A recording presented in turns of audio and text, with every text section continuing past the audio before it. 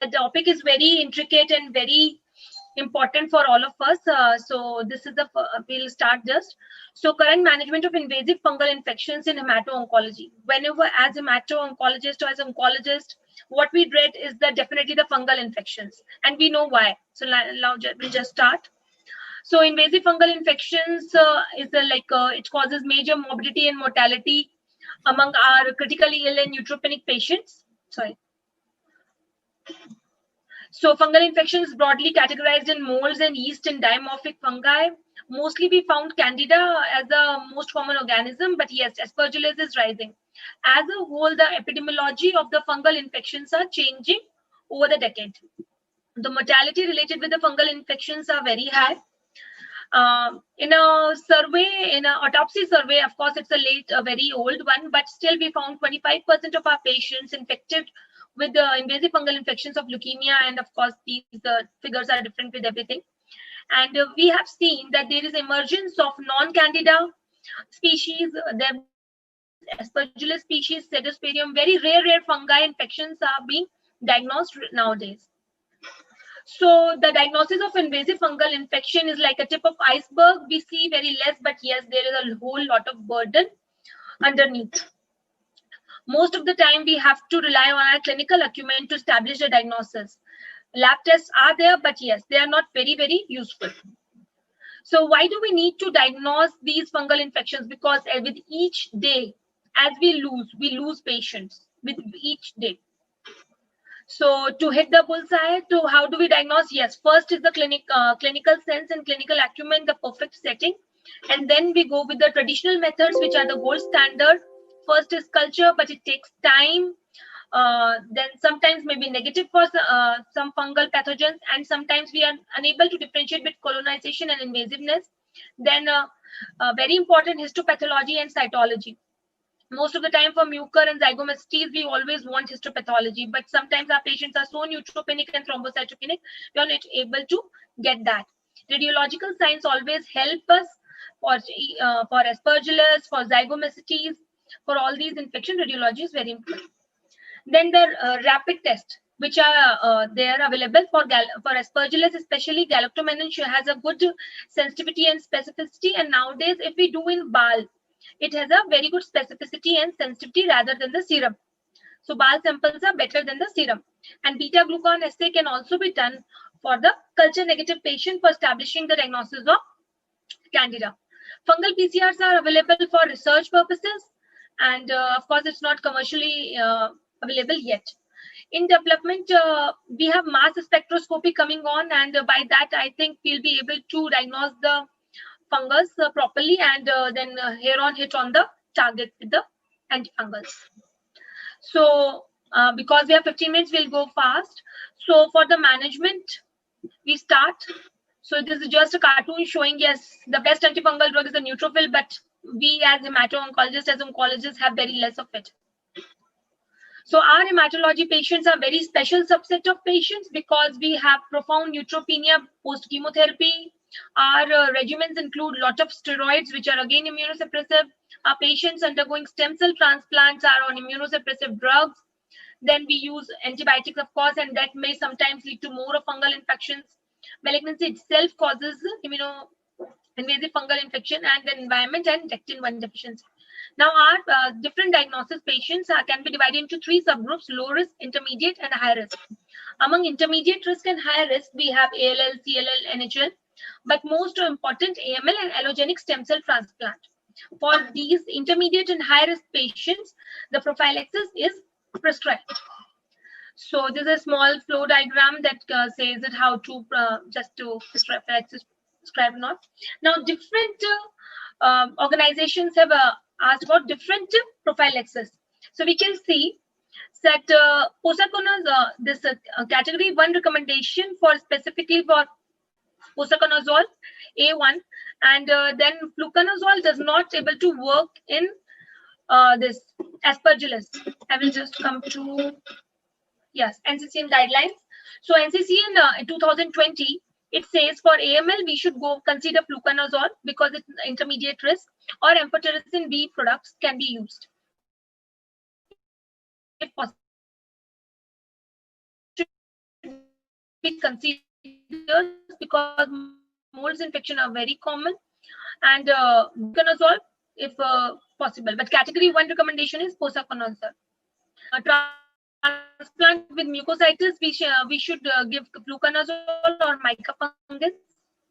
Then allogenic transplant which are neutropenic, yes, definitely fluconazole. Now, most important, if the patient has significant mucositis and GVHD, posaconazole should be our first recommendation. So, we all must have used posaconazole, and then the induction of the AML patients becomes so easy and so smooth. So there is one Cochrane review also, which discusses about whether we should use routinely prophylaxis or selective antifungal administration. So this review, actually, the review does not have any trials related to voriconazole message that intravenous amphotericin to decrease the mortality in these patients. So this is a very important message that amphotericin B, even if we use, then it decreases the mortality. So if possible, amphotericin B should be included first in the regimen. So these are the different antifungals, antibiogram that we can see against commonly antifungal species. So we can see the blocks which are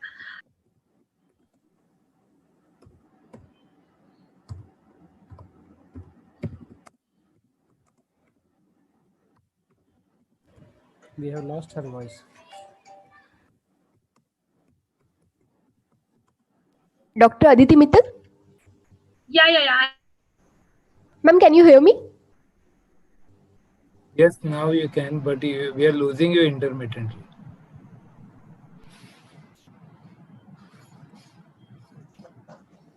Can't hear Aditi. Hello.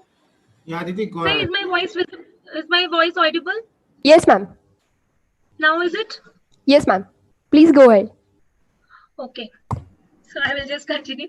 So yes, there's the antibiogram of the antifungal drugs. So we can see that amphotericin B is a very important drug and covers almost all of the Candida species. But fluconazole, there are some species which are resistant to it, like Candida glabrata.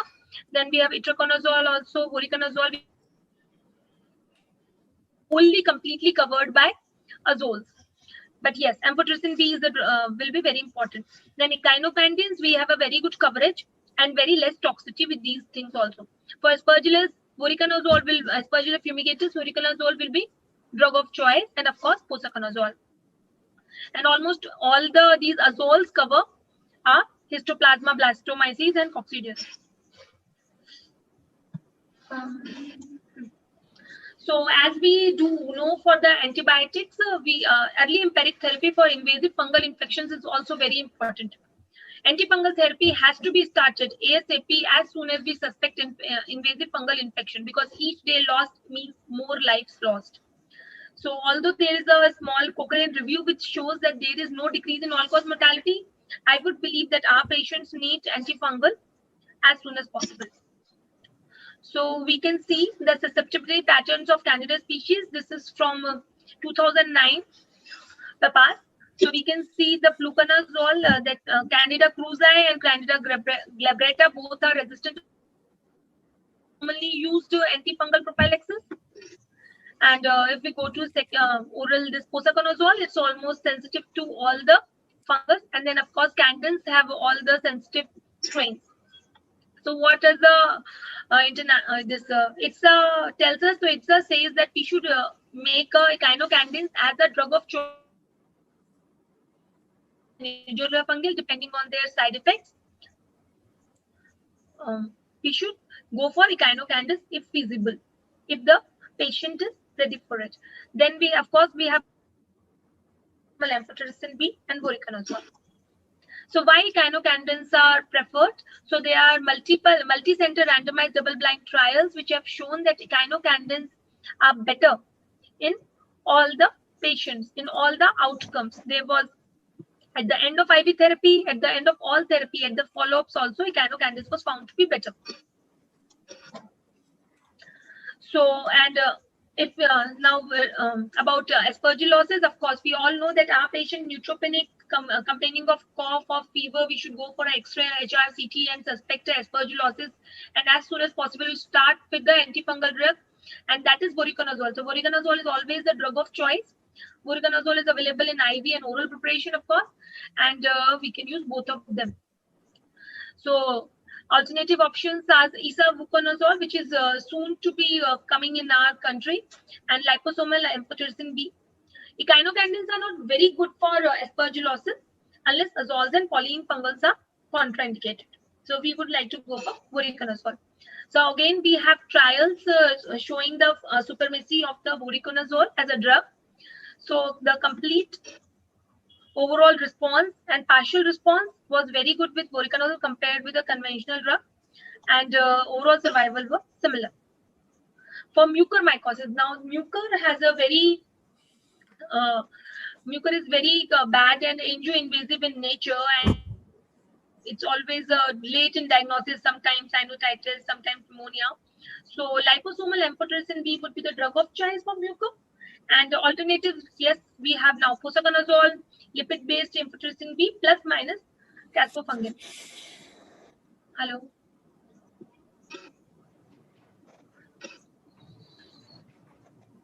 So posaconazole has a broad spectrum activity available as an oral delayed release tablet and intravenous.